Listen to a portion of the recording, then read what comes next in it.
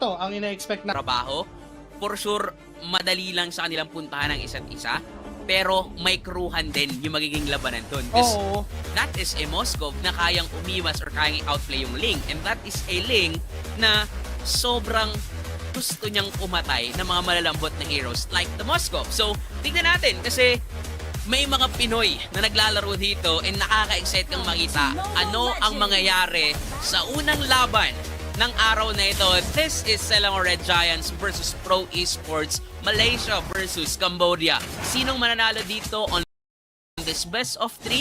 Though wala namang laglagan, pero for sure, gugustuhin talaga nilang maipanalo tong sereng to.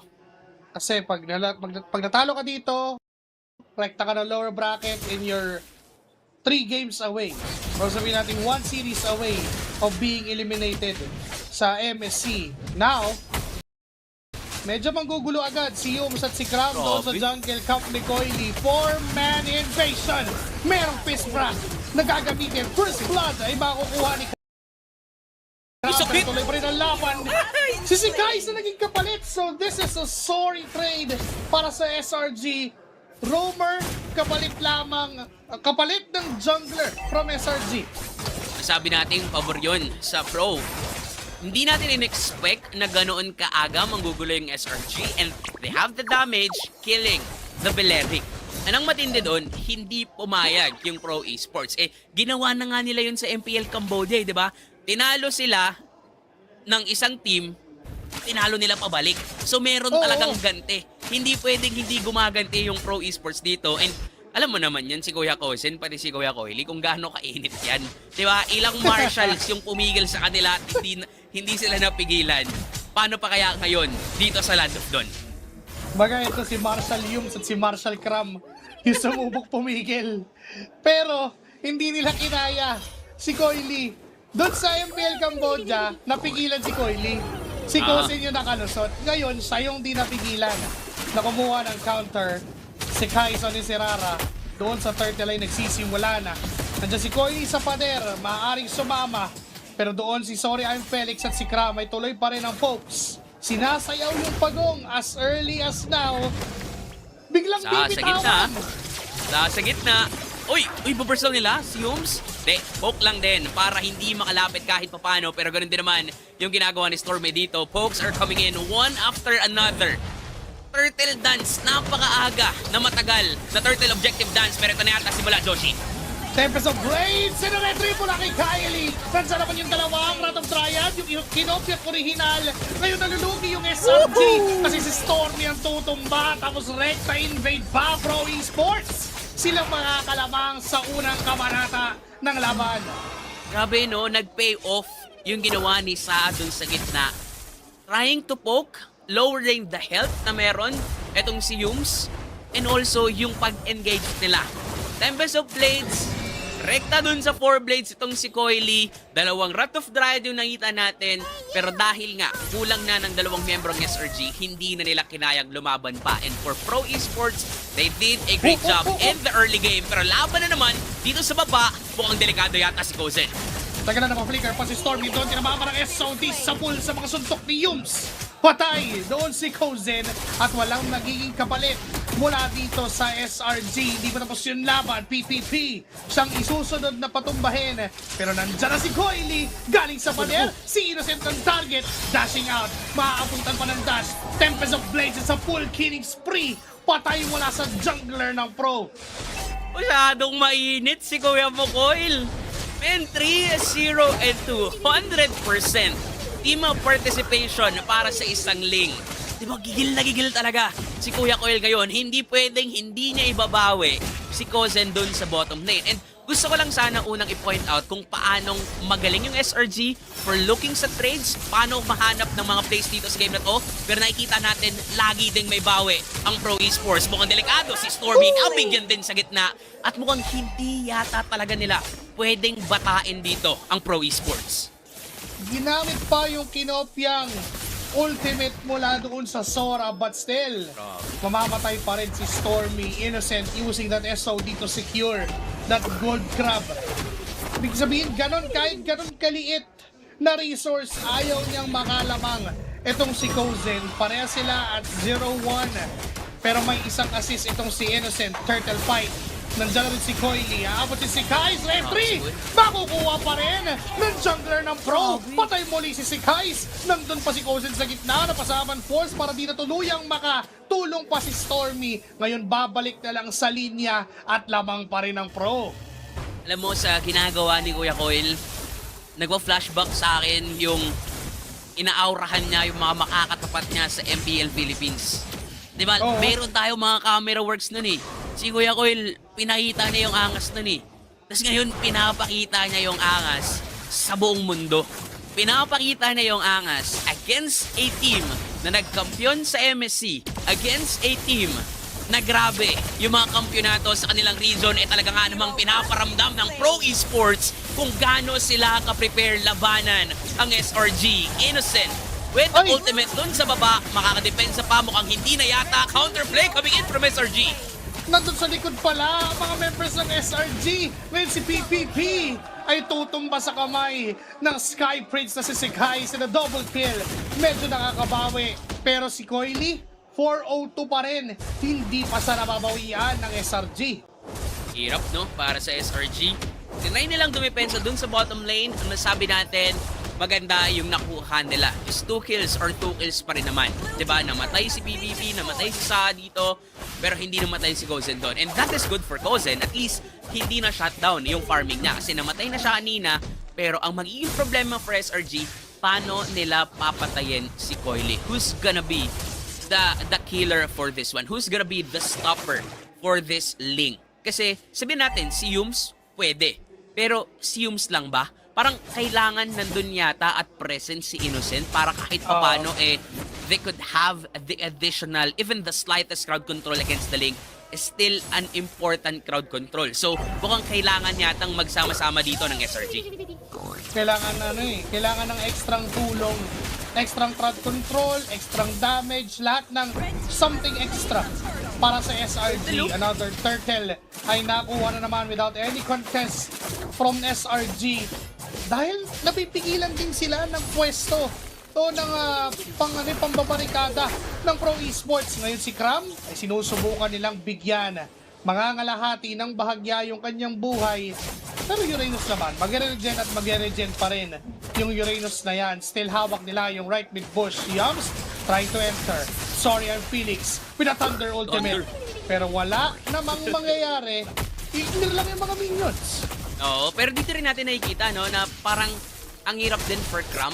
Kahit gusto niyang mag-ambag, ang naiaambag niya lang bumabad sa teamfight. Pero nakikita natin, tinatry siyang ibinaburst down and nandun yung damage ng Pro Esports. And the lacking of the crowd control of an XP lane, parang ang hirap talaga. Mararamdaman yun ng SRG. Lalong-lalo na, hindi talaga mapigilan dito si Coily on this game. So, mas tumatapang yung Pro Esports kasi nga, medyo kulang pa ang SRG as of now. Kasi nalugi na rin sila, kalahati yung kills na meron dito, ang o lamang na meron ang Pro Esports. Uy. Look at that, tingnan mo, pinupoke nila, pero mukhang nagkakaroon ng badya ng laban dito sa may purple buff.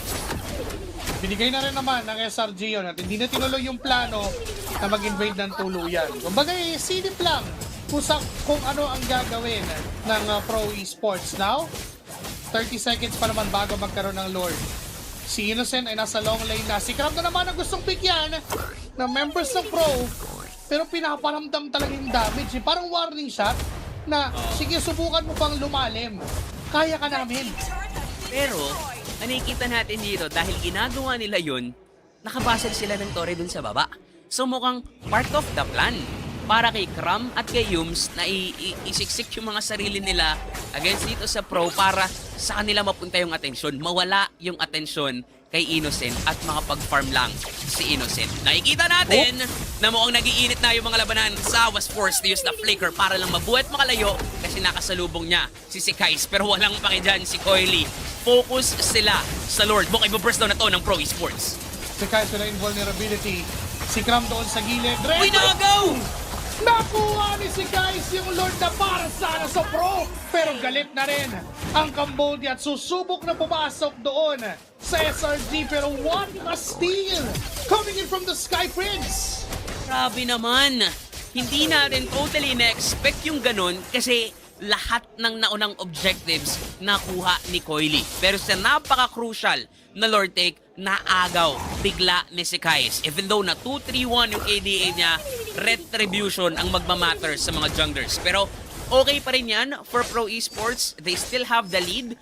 Pero dahil dun sa nangyari, hindi lalaki yung lead na meron sila. They're actually forced to depend on the bottom lane. At dito na rin, pwedeng mag-rise yung isang Moskov. Kasi si Innocent, nandun sa taas, mag-focus lang sa pagdepensa, mag-focus lang sa pag-push, samantalang sila Coily dito ay nag-focus yata humanap ng kill.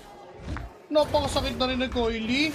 Si Yums yung binabanatan ha, minamayat pa ya, pero meron dong kamuntik-muntikan dahil si Kai sa kapag invulnerable lang para makaiwas doon sa combo ng Indora sa Sorian Felix. Thunderbolt para hapulin, pero ginagalawan, sinasayawan! May shutdown pa kay Coily doon sa baba.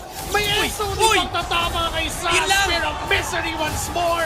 And here comes Innocence Moskov. Sa ganun-ganun lang ay biglang binawian ng Pro. At sa isang iglap, makukuha na ng Selangor Red Giants ang lead and control on this game. May mga pahabol-habol na ganun. Men, tapos na yung NBA conference pero bakit may mga crossover na ganap na nakikita tayo dito? Ginagalawan ni si Kais, ginagalawan ni Innocent, and Pro Esports biglang nahihilo sila sa nangyayari dito. Nawawala yung lead sa kanila at yung 1.5k na meron sila kanina nasa kamay na ng SRG. At nangyari lahat ng to with just a single Lord Steal mula sa SRG. Nagkaroon bigla ng third table. Gamit na yung ultimate ni PPP. Pero nakatakas naman doon ang mga members ng SRG. Grama ng middle of the team fight. Masakit din si Sighais. Patay na rin si Coily. Titipi-tipian pa. Ito yung puso ng kampyon. Ngayon nakabawi na. Grabe, no? Nakikita na natin dito na unti-unting nagda-downfall yung lead na meron yung Pro Esports kanina. Yung sakit na meron sila on trying to burst down Cram, on killing this Uranus. Parang ngayon ay hindi na yata nila kaya. On the other hand, napakasakit na ng mga miyembro ng SRG. Makukuha na rin nila yung nag-iisang turret dito sa itaas para lang base turrets na lang natitira mula dito sa Pro Esports.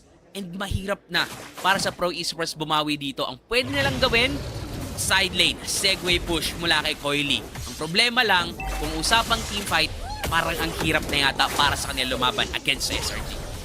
Kailangan na kailangan din siya. Lalo na ngayon na may Lord na pwedeng kunin dalawang Tapos kupunan. si Cram?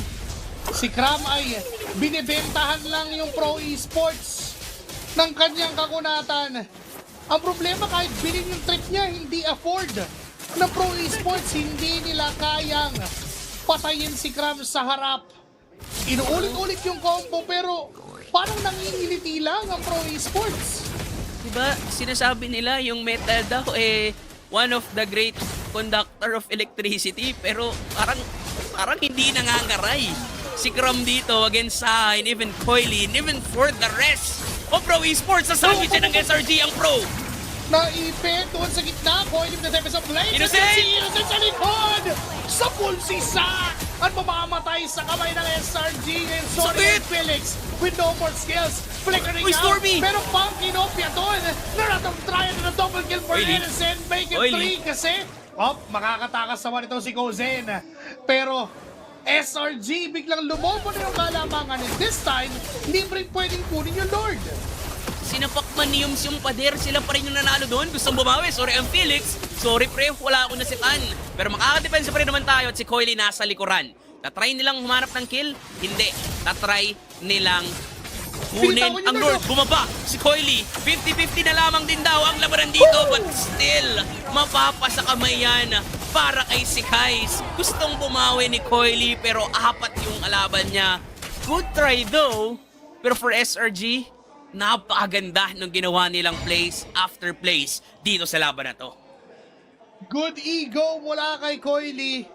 Naguluhin ang SRG para sakaling ma-steal niya yung Lord ay maging break-even muli pero nagkumpulan na yung SRG. Kapuntikan nga lang doon si Sighais pero tinamaan kasi nung suntok mula kay Yums. So dahil doon, ay hawak na talaga ng SRG ang kalamangan. Lord Marching down the bottom lane. Hindi pa kompleto ang Pro Esports. Wala pa si Coily para dumepensa. But in just a second, ay darating na, kakayanin ba nila sapagkat yung Lord ay dudunggol na doon sa bottom lane turret ng Pro. Try nila dito. Babasagin din yung ibang bahagi ng mapa.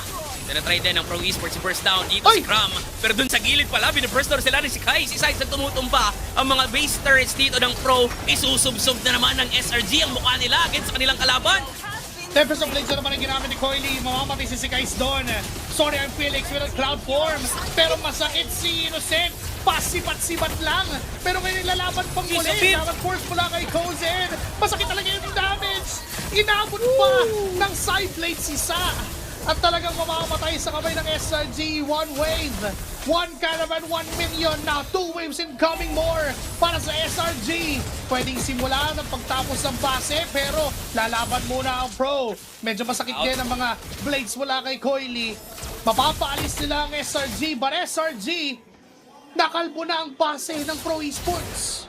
Bukas na ang tahanan ng Pro Esports. Yung lead na meron ng Pro kanina, wala na sa ngayon. Times of Blades committed by Coily. Mukhang ang gagawin na lang niya makalayo at tumakas dito. Si Yums ang isusunod. Kozen dealing damage, popping the immortality. Makukuha din nila yung kill. And that is still a good kill para sa Pro. Pero hindi natin mawawala yung isipan dito na lamang na ang SRG. They have the overall control on this game. At mahirap na to for Pro Esports. And kitang-kita kasi natin, no, yung kakulangan na sa damage ng Pro, hindi na yata kaya i-burst down si Cram or i-burst down si Yums ng basta-basta. Pero lalaban sila sa Uy! gitna. Sinubukan na naman nila si Cram. Tempest of Blades mula kay Coily, pero inabangan lang na tayo na kinopyo mo na ni Stormy. And this time may makakatakas pa ang Pro Esports, Out sila. PvP. Hinaharangan ng binabody block lang ang mga posibleng habol. Pero SRG, tila ba alam nila na ganito rin yung mangyayari sa bandang dulo. Pinuhunanan nila yung Moscow ni Innocent na 5-1-7 na ngayon mula sa 0-1-1 ng early game. Napakasakit na nung Moscow, lalong-lalo na pag magkakagrupo pa yung nagpapakita dito, mas madali lang for Innocent to target kahit sino, panigurado'y tatagos yung mga sibat na ibinabatas niya. This is also gonna be mind game para sa mga teams natin, pero mukhang laban yata dun sa gitna. Si Kais ang susubok targetin. Ayun, si Pero Yums! sorry, ang Phoenix pa yung nawala inside there because of Yums. Na makukuha yung dalawang miyembro ngayon si PPP. Ay naiwan na. Ang ibig sabihin pala ng PPP ay free dahil nagtatawag na lang ng kasama pero wala na siyang matatawag pa. And now it's Kozen and Coily, the two Filipino imports ng Pro Esports, ang susubok dumipensa ng kanilang base. 5 miyembro mula sa SRG at ang kampyon ng 2024 MSC silang makakakuha ng